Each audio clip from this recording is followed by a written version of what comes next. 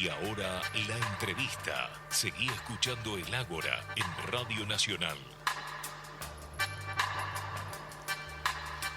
Y hoy vamos a seguir conversando sobre la pandemia, pero desde otro enfoque que no tiene que ver con lo estrictamente epidemiológico o con lo hospitalario.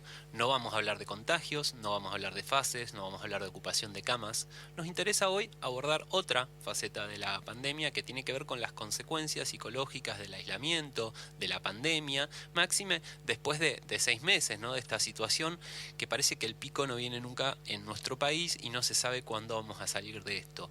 Y mucho se ha dicho de las consecuencias psicológicas del aislamiento, pero hoy nos interesa por ahí abordar otra faceta que tiene que ver con el relajamiento de las medidas de prevención e incluso con el negacionismo que practican algunos ciudadanos y ciudadanas de nuestro país.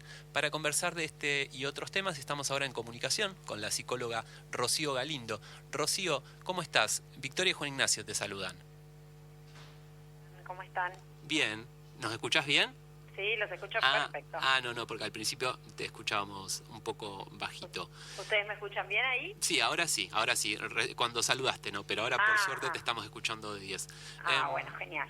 Rocío, sobre el inicio de la pandemia se habló mucho, ¿no? De esto de las consecuencias para la psiquis, de un día para otro nos tuvimos que aislar, no se sabía cuándo, pero 6 meses después vemos otro fenómeno, o por lo menos se empieza a advertir que quizá no se ha tratado tanto en los medios y que tiene que ver con este relajamiento que se ve en la ciudadanía en los últimos tiempos. ¿Compartís esta visión?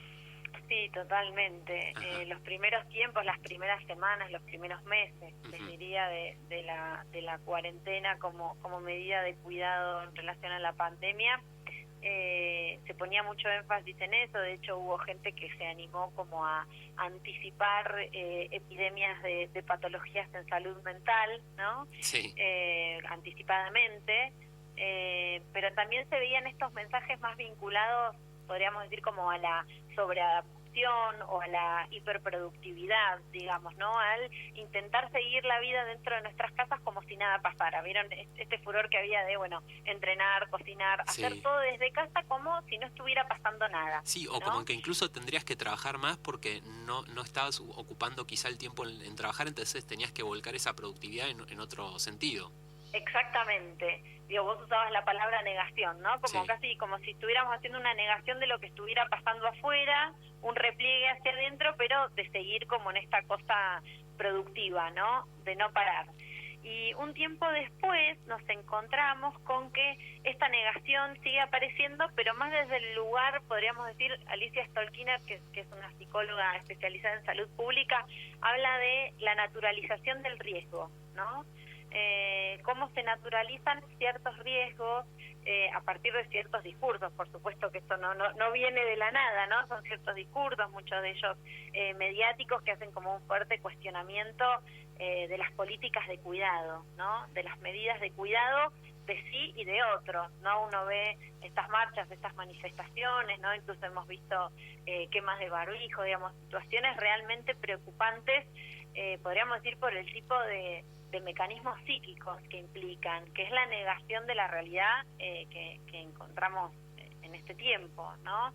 Por supuesto que tampoco vamos a decir que no tiene efectos en nosotros, ¿no? Claro. La cuarentena, estos meses que venimos atravesando, todos nos sentimos cansados, pero la oportunidad está en poder realmente darle lugar a eso, que no tiene que ver con una patología, no tiene que ver con un diagnóstico, no tiene que ver con que ahora todos seamos depresivos o todos necesitemos una medicación, sino que tiene que ver con efectos esperables del tiempo que estamos transitando, ¿no? Del contexto en el que estamos. Son sentimientos, son malestares, son enojos, que está bien que estén.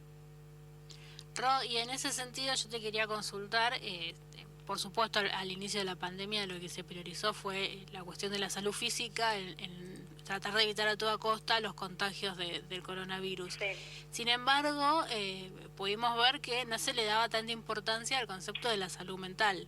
Sí. Después ha ido cambiando, lógicamente por la cantidad de meses que llevamos y porque se han visto determinadas consecuencias y porque a todos nos ha afectado de alguna manera u otra el hecho de este cambio tan drástico en nuestra vida.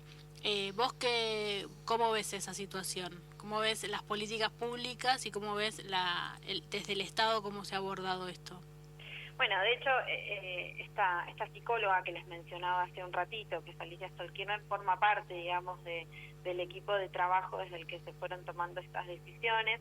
Si bien es cierto que podríamos decir que hay algunas decisiones que no las podría pensar más desde lo biomédico, ¿no? O desde lo epidemiológico, también uno puede decir que en este tiempo eran necesarias esas decisiones, esas medidas de cuidado, porque cuando hablamos de salud mental no hablamos solamente de patologías o de diagnósticos, ¿no? Cuando hablamos de salud mental la tenemos que pensar en un contexto integral, ¿no? De ciertos derechos, de acceso a la vivienda, de acceso al trabajo, de acceso a la documentación, digamos. Entonces es necesario un Estado presente y eso también tiene un efecto en la salud mental.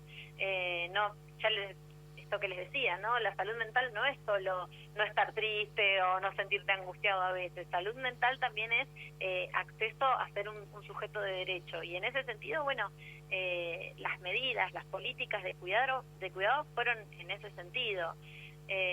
Quizás de un tiempo para acá, bueno, vieron que algunas cuestiones empezaron como a flexibilizar en algunos lugares un poco más que otros, o de hacerle un poco más de lugar, por ejemplo, a lo que tiene que ver las salidas con los niños, ¿no? Que los niños los fines de semana, los niños y las niñas pudieran tener un paseo, porque bueno, la verdad es que también es realmente muy difícil para ellos. Y eso es todo un capítulo aparte, ¿no? Para hablar de la salud mental de los niños, niñas y adolescentes con todo un repliegue de las instituciones por las que ellos transitan, ¿no? Las escuelas cerradas, los clubes cerrados, los lugares que en los barrios contienen a los pibes y a las pibas todos los días, bueno, no están más, ¿no? Entonces, bueno, implica un efecto para todos y para todas, ni hablar de los adultos que tienen que sostener a esos niños. Pero en relación a las políticas públicas, y es interesante esto que ustedes hablaban, también nos hace repensar, vos recién decías muy oportunamente, Juani, que no iban a hablar de hospitales, ¿no? Y tal cual, porque si pensamos en salud mental y si pensamos en salud pública, bueno, yo trabajo en el departamento de salud mental de acá de la Secretaría de Salud, necesariamente tenemos que pensar en salirnos de este hospitalocentrismo en el que sentimos que todo pasa por los hospitales, ¿no? Y la verdad es que el día a día de la gente en los barrios es muy importante lo que pasa en los hospitales, pero hay una idea de, bueno, que la vida de la gente transita también en ir a buscar la leche para sus hijos a la unidad sanitaria, en que le vayan a poner la vacuna. Nosotros acá tenemos un dispositivo de atención telefónica en el que realmente la época en la que llegó la vacuna antigripal o que debía llegar fue una explosión de llamados en relación a estas cuestiones que uno puede pensar que son mínimas, ¿no? Pero en el contexto de una pandemia, que alguien tenga acceso a saber a dónde tiene que ir para poder ser vacunado, da una sensación de alivio y de tranquilidad. Digo, esto de llamar y que alguien esté del otro lado para atenderte y para escucharte es realmente muy importante. Entonces, bueno, nada, un poco esto de poder pensar también en políticas de cuidado que descentralicen todo. Nosotros en salud hablamos de atención primaria de la salud, de trabajo en territorio, del trabajo en red, y esas son medidas que son muy necesarias porque, bueno, salud mental también es eso, ¿no? Poder llamar por teléfono o poder acercarte a la unidad sanitaria de tu barrio y que haya alguien que te dé una respuesta. Claro, sí, tener una respuesta del otro lado, tener un Estado presente que te esté cuidando. Exactamente. Y no esta propuesta que se hizo en algunos países, pienso en Gran Bretaña, de pensar que se alcance una inmunidad de rebaño y que se mueran los que se tengan que morir, como se dijo explícitamente. Cambia mucho. De todos modos, a mí no deja de sorprenderme este fenómeno del relajamiento, que bueno, que creo que todos lo vivimos de alguna manera, pero hay gente en el que llega a un negacionismo, y estoy hablando, por ejemplo, hace unos meses hubo un caso de un jubilado histórico militante de la Unión Cívica Radical, militante anticuarentena, que bueno, difundía estas convocatorias en sus redes sociales, él convocaba, iba, y bueno, se contagió y falleció, digamos, y ese es un caso que conocemos. Y gente que puede estar en una situación similar, por edad, por tener alguna comorbilidad, etcétera, se entera de estas cosas y no reacciona, no le llega, siguen yendo. A mí me ha tocado, en mi rol de comunicador, estar en las marchas anticuarentena, y uno palpa el negacionismo de la gente. ¿Cómo se puede entender esto sabiendo que como seres humanos, bueno, somos también animales y tenemos un instinto de conservación, más allá de que la cultura quizá está montado sobre eso y lo pueda llegar a deformar, ¿no?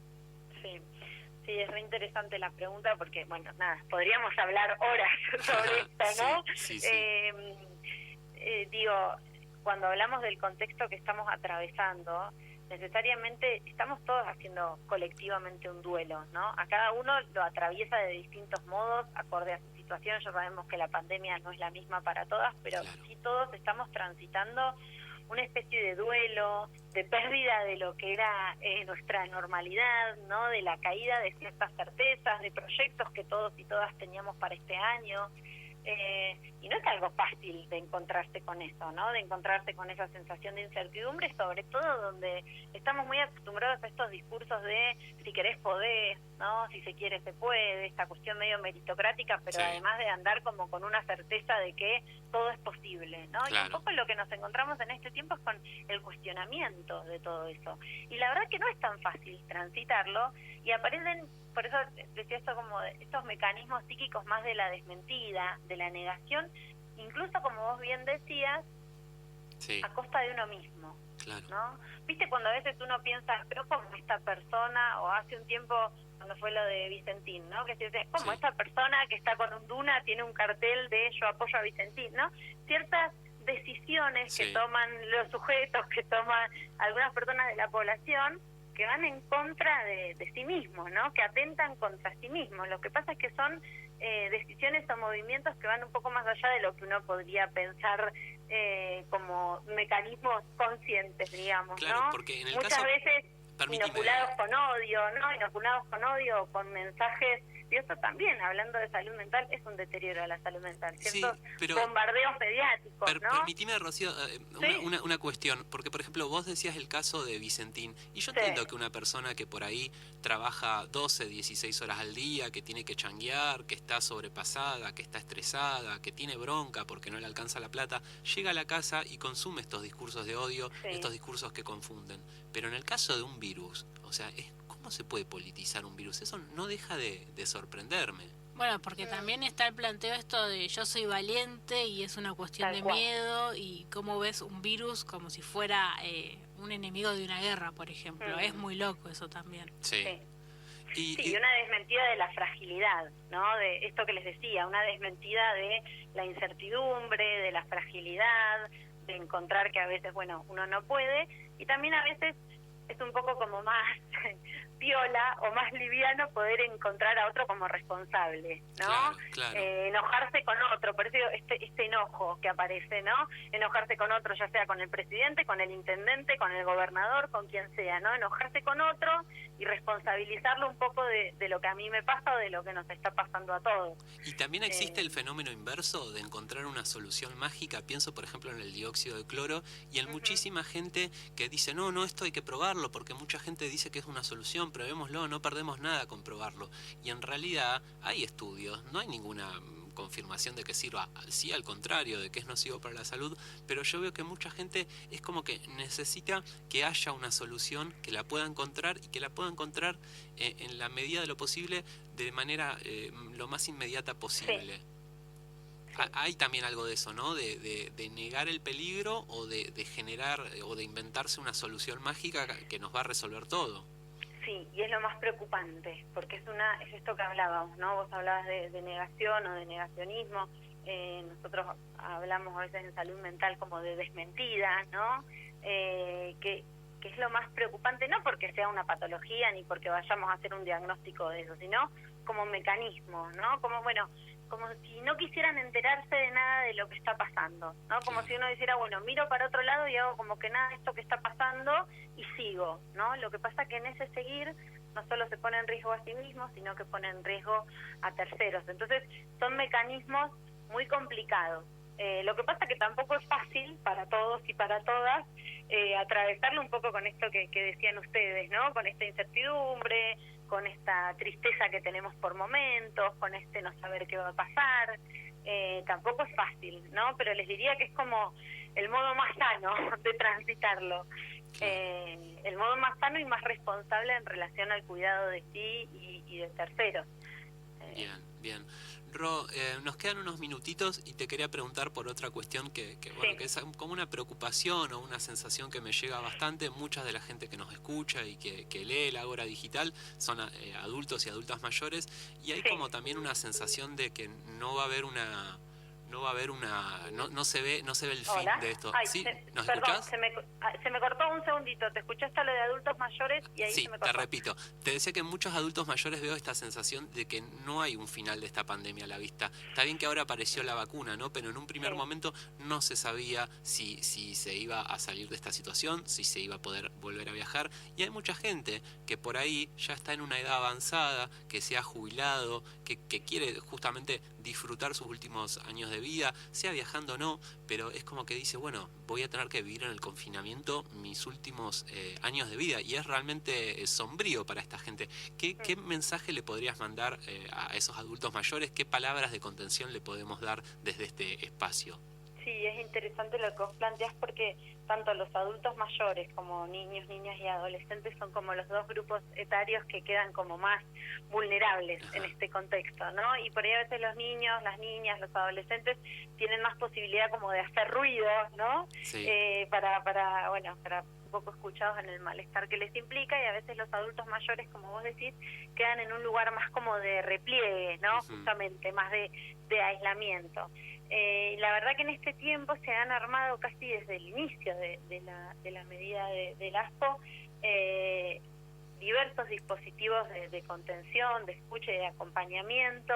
Yo después les voy a pasar distintos lugares, líneas telefónicas, espacios de acompañamiento, ya sea desde acá, desde el Departamento de Salud Mental, también desde PAMI se organizaron diversos tipos de acompañamiento y de sostén.